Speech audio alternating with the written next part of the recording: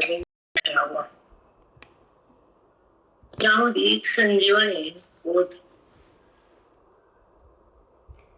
जो बोध ओवीच्या द्वारे श्लोकाच्या माध्यमातून बुद्धीला जागृत करतो, तो बोध म्हणजे वेद असतो. मनाचं मूळ काढण्यासाठी वेदाचं ग्रहण करावं लागतं. कारण मनाचं मालिन्य खूप आहे. मनात अज्ञान अनादिकालाचे लाखो वर्षाचे, कोटी जन्माच आहे. जीवात्मा बंधनात आहे, सुख दुःखाच्या सहवासात आहे.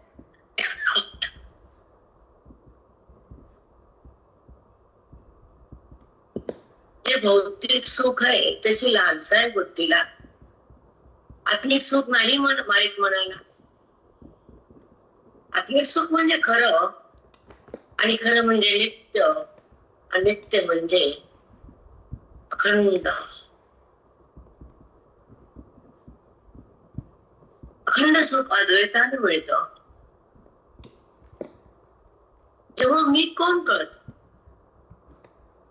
सुख संपत नाही, भेदभाव उठत नाही, राम बुद्धीतून सरकत नाही, भेद शिल्लकच राहत.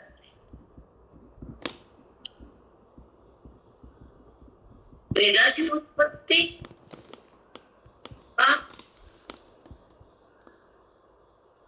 का भेद उत्पन्न होतो हृदयामध्ये. जो अंतरात परमात्मा आहे आणि वृत्तीला तिकडे जाता येत नाही, पण ह्या जडाला सोडत नाही, जगाला ती आत नेते, म्हणजे वृत्ती कोट्याला पाहते, परमात्म्याला पाहत नाही, आत्मतत्वाला जाणत नाही, मी कोण हे तिला कळत नाही. म्हणून तिचं अज्ञान सिद्ध होत. अनादी लाखो वर्षाचं हे समजत नाही. श्रवणात आल्याशी लाखो वर्ष आम्ही देहाला माझं म्हणलं आणि बुद्धीर बंधनात थांबली, जडापाशी आली. ईश्वरापाशी कुठे गेली? नाही जाता आलं तिला ईश्वरापाशी. का बरं नाही जाता आलं? कारण तिने श्रवण नाही केलं वेदाचं, मनन नाही झालं ओवीचं, चिंतन नाही झालं चेतनाचं. म्हणून ती दूर गेली, ईश्वरापासून दूर गेली, देहाच्या जवळ आली, खोट्याला जाणवू लागली, खऱ्यातून भिन्न झाली. ती बद्धता नशिबाला आली. दुःखानं जीवन त्रस्त केलं, बरखास्त केलं, आयुष्य पाणी पाणी झालं. कारण भेदातून अंतःकरणाला बाहेर येता नाही.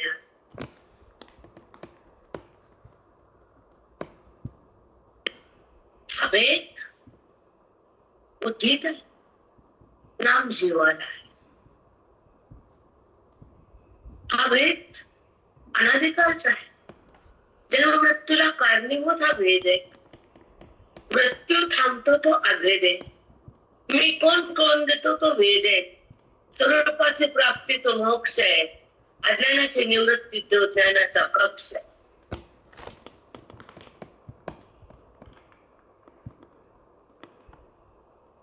आमचं ज्ञान अपरंपार आहे, तुमचा संसार बेकार आहे.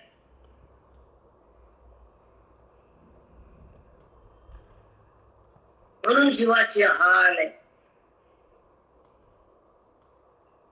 कारण तिथं वासुदेव वृत्तीमध्ये प्रगटला नाही, वासुदेव कळाला नाही, वासुदेवाची भेट नाही, त्याचा संबंध कधी आलाच नाही. म्हणून काकड्याच्या अभंगातून भगवंत सांगतात, नाना संत काय सांगतात? मी तो वासुदेव तत्वता, मी तो वासुदेव तत्वता कळून येईल विचारिता. तर विचारलं संताला, मी कोण आहे? फक्त सौभाग्य संताला माहित असतं मी कोण आहे. म्हणून त्यांचं मन आत्मारामात विलीन आहे. ते स्वतः भगवान आहे. म्हणून तर ते स्वतः म्हणतात ना, मी तो वासुदेव तत्वता. तत्वरूपानं मी आत्मरूप आहे, तो वासुदेव आहे, तो मी आहे.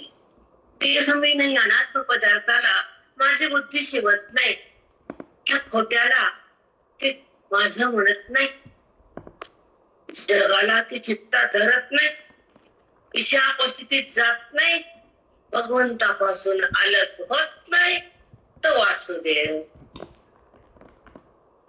साष्टांग दंडवत माऊली. किती छान. म्हणून कणाकणात वास आहे, हृदयात त्याचा निवास आहे, तो परमात्मा वासुदेव.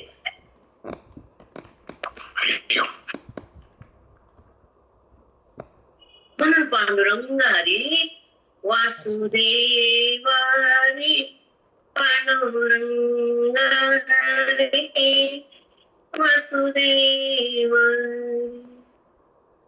पांडुरंग रामकृष्ण हरी वासुदेव हरी, पांडुरंग.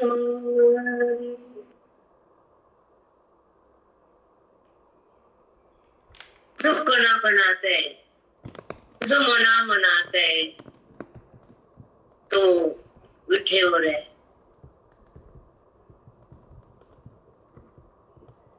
हा बोध हृदयाला जर मिळाला, बुद्धीला जर कळाला, मोह जळाला, पण हे कळत नाही. ईश्वराचं ज्ञान मिळत नाही, नाही कळत. जरी कळालं तर वळत नाही.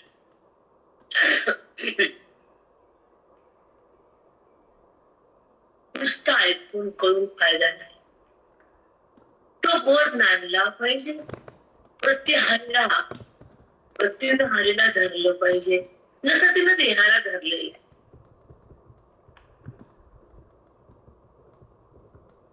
जसं तिनं देहाला धरलंय, पण जगताकडे धावलीये आणि विषयापाशी गेली आहे, बहिर्मुख झालीये. अंतर्मुख कुठं होती? अंतर्मुख होणं म्हणजे त्या आत्मस्वरूपापाशी तिचं विहार करते, बोधाला देऊन परमात्म्यापाशी थांबते, आणि तो मी आहे असं जाणते, परमात्माच बनते. परमात्मा बनते.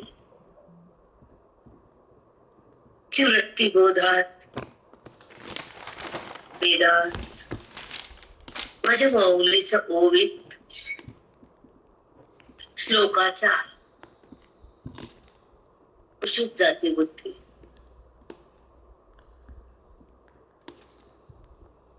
ती रामरूप होते. ती रामाला अलग करत नाही, रामाला धारण करते, तिचं मिलन करते. बुद्धी नाम जीवात्म, ती बुद्धी ईश्वराच्या समीप जाते, आत्मारामाची ओळख होती, बोधान ती ब्रह्म होते. स्वतःची ओळख होती, देहबुद्धीची राख होती.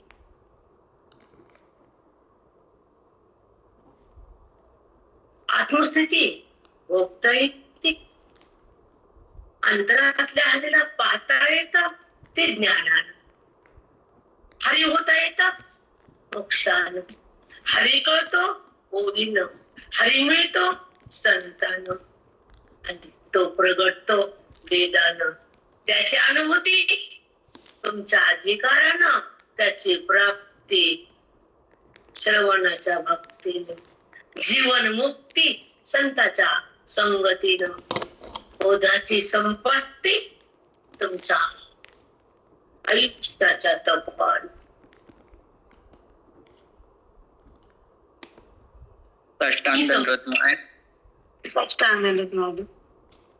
बोधाची संपत्ती, अज्ञानाची निवृत्ती, हरीची प्रतीती, सुखाची अनुभूती, ही जीवन मुक्ताची स्थिती.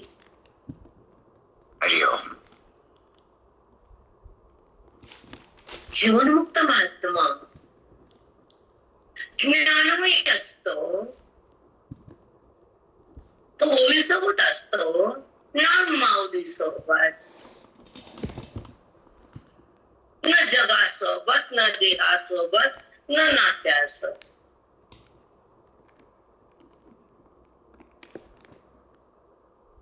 तो आपल्या हरी सोबत असतो जीवन मुक्त, त्याचं मन तृप्त.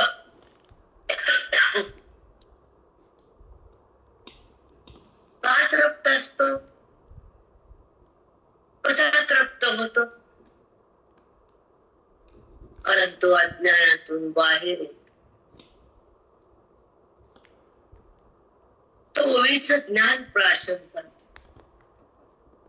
जीवदशा फेकून देतो, संताची संगती अहोरात्र करतो, आणि अज्ञानाचं दुःख टाकण्यासाठी तपश्चर्यामध्ये जगतो.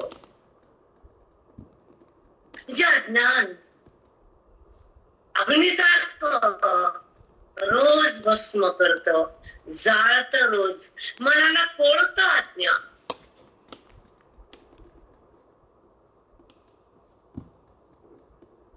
ते अनादिकाळचं ज्ञान आहे, त्याच्यामुळे देहाचं भान आहे. सतत दुःखाची अनुभूती, परमात्म्याची कुठं स्थिती आहे, अधिकार संपलेला आहे, बुद्धी भ्रमात आहे, ज्ञानात कुठं आहे, श्रवणात कुठं थांबता आलं तिला, संसारात आली बुद्धी, श्रवणात नाही, देहात आहे, परमात्म्यात कुठे बुद्धी नाही, तिला देहातून अलग होताच येत नाही, तिला रामाला पाहताच येत नाही, कारण ती अडखळती, ढेसाळती, उधळती, कारण तप कमी असत, अधिकार न्यून असतो, आणि प्रयत्न हलका होतो. हरीच्या प्राप्तीसाठी पूर्ण श्वास घ्यायचा आयुष्याचे, ही तपश्चर्या आहे. हरीला भेटायचं, त्याच्या ज्ञानानं नटायचंय, सुखाला भोगायचंय, अंतर्मुख व्हायचंय, रामाजवळ राहायचंय, आणि अभेदात्मक जगायचंय. जगाला का बघायचं, देहावर का यायचं, विकारात का जगायचंय, आकाराला का धरायचंय, आकाराला बघितलं की दुःख आहे, आकार हा मायेचा आहे, विकार हा वृत्तीचा आहे, निराकार माझ्या हरीचा आहे. म्हणून हरी झालं की निरामय, निराकार, निरावय होत आहे. म्हणून त्या हरीला हाक मारायची नामानं,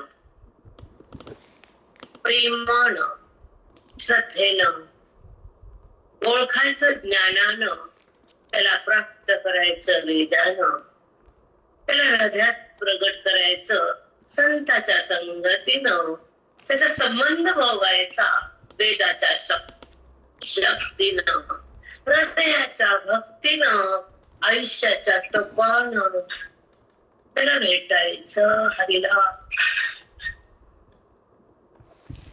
रामकृष्ण. हरी कसा हरी भक्ती से उपाय, हरी प्राप्ती से उपाय, धरावे संताचे ते पाय, धरावे संताचे ते पाय, साधते साधाणे, तुटतील भवाचे बंधने, साधते साधाणे, तुटतील भवाचे बंधने, हरी प्राप्तीसी उपाय, हरी प्राप्तीसी उपाय, धरावे संताचे ते पाय,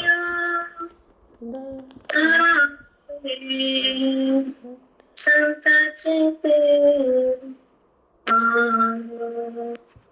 साष्टांग दंडवत माऊली. खूप सुंदर आलं. कुणाचे पाय धरतो बोलले वा. हो माऊली. त्याच्याकडून सुख मिळेल, त्याच्याकडून सुख मिळेल, ते मला सुख दे, ते मला प्रेम करत, ते मला पाठवून हात फिरवल, ते माझ्या दुःखाला ऐकल, ते माझं दुःख हलकं करत, ते मला जीवनात साथ देईल, ते मला काहीतरी धावून येईल. कुणी धावत नसतं, कुणी साथ देत नसतं. दुःखातून फक्त मनाला संत बाहेर काढतात. अगदी खरं माऊली. बरोबर नाही.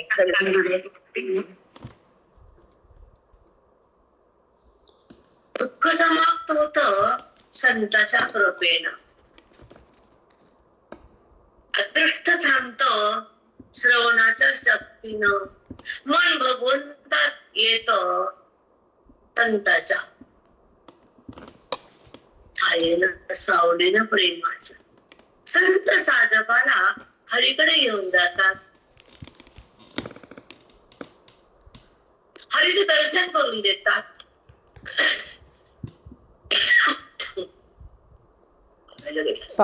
पाणी नाहीये का माऊली? अज्ञान मध्ये संपणारे, ज्ञानात मी थांबणारे, हरीला मी बघणारे. वाटते का असे शब्द तरी येतात का तुम्हाला? नाही येत माऊली. कोणचा परमार्थ आहे तुमचा?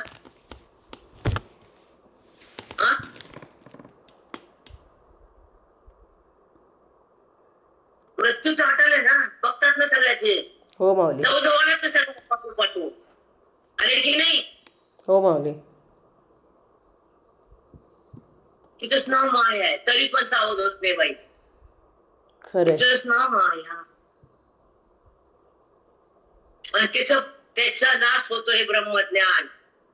किती सुंदर ऐकताय तुम्ही. 6 वर्षापासून नामरत. तिला शेवट भेटला का बाई? त्या बाईला सांगा, भेटला का शेवट? नाही भेटलं माऊली. रामेश्वरला गेलत्या ना. माहिती म्हणा, तिचा नवरा गेला बद्रीनाथला, निघिल रामेश्वरला. बायकाला मस्ती फिरायचीच नाहीये. त्या उन्हाने मिली ती बाई, मरणांत उन्हे. त्या उन्हाचा अटॅक आला. बाजार कुठला एक निघाले की पण 1000 रुपये घेतले. आता भारतातले सगळे देव करता का तुम्ही?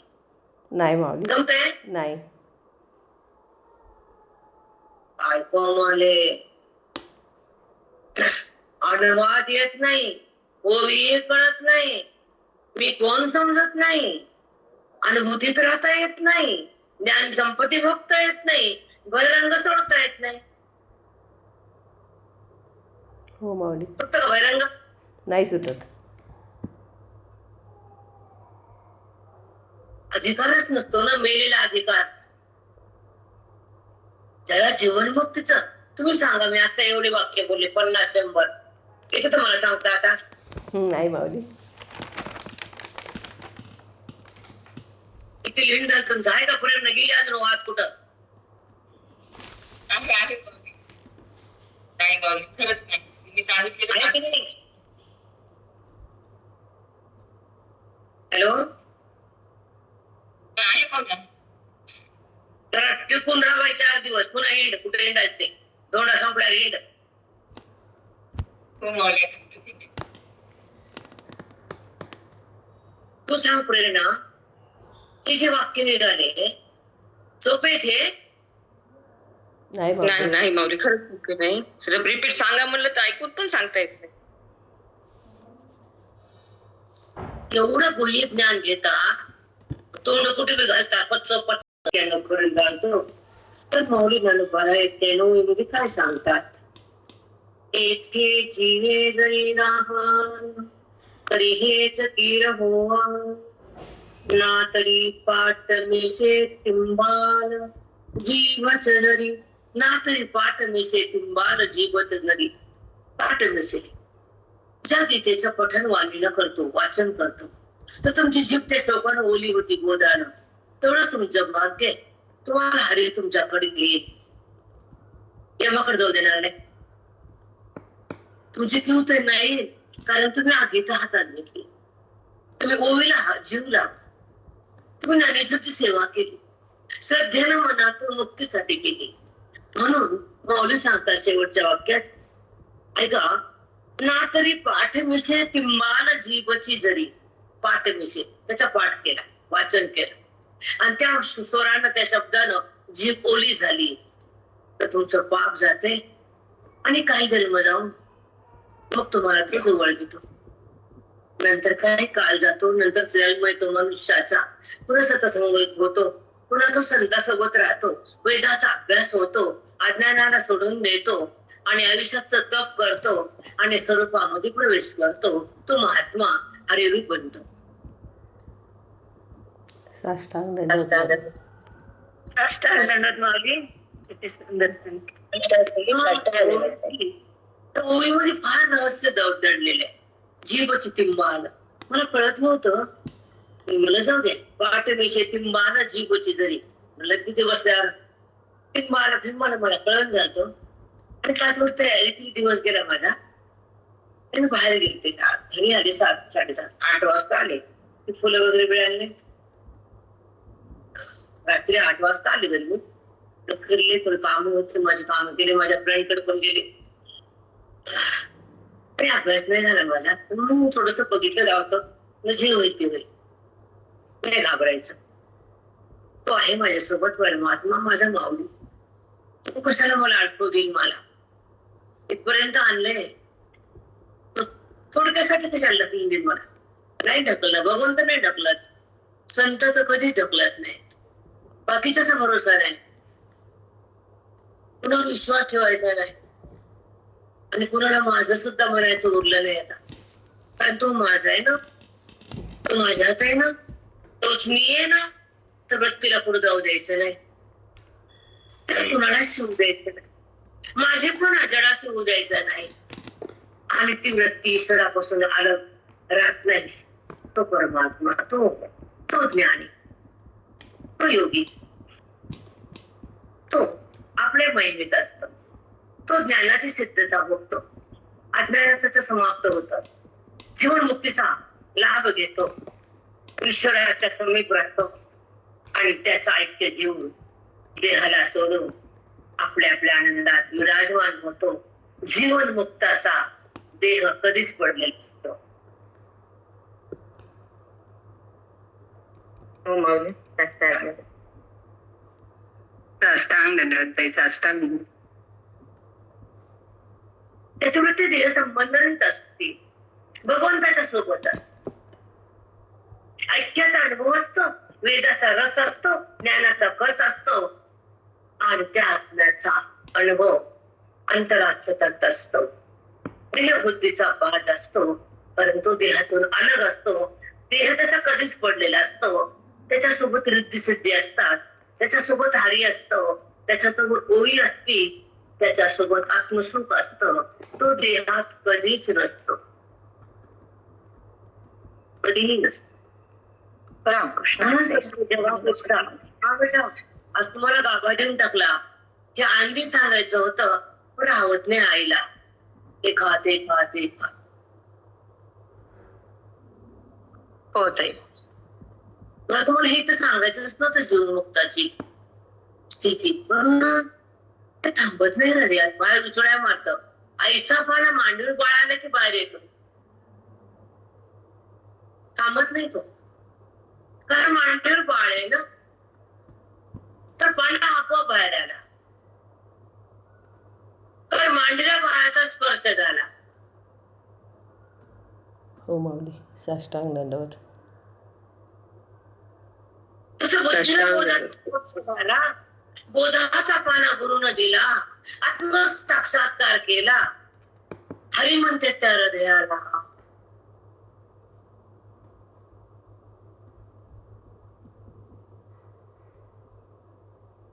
बापरे बाप, सूर्य नाही माऊली, खूपच अद्भुत. आणि मी एवढी इच्छुक आहे आज, न भूतो न भविष्य.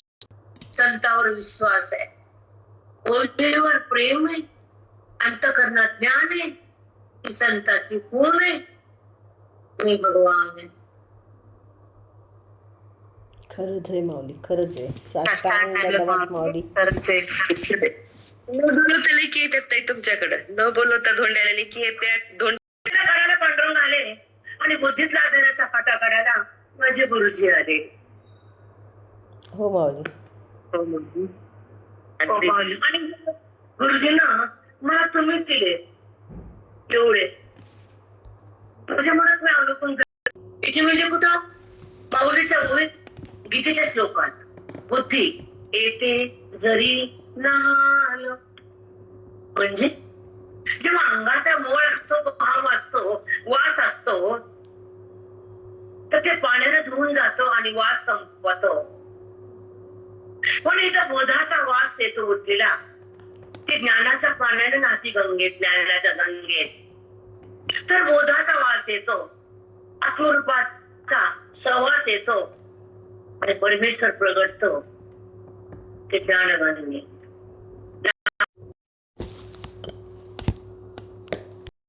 गीतेच्या बोधात, ओवीच्या प्रसादात, वेदाच्या अंतरंगात, संताच्या संघात, श्रवणाच्या पाण्यात, वेदाच्या बोधात तुम्ही जर नहाल, तुम्ही बुद्धी म्हणजे हा ओवीचा बोध अंतःकरणापर्यंत संताच्या संगमध्ये जेव्हा पोहोचताल, तेव्हा तुम्हाला आत्मगंगेत नाहण्याचं, बोधाच्या पाण्यात ज्ञानाचं सुख मिळेल.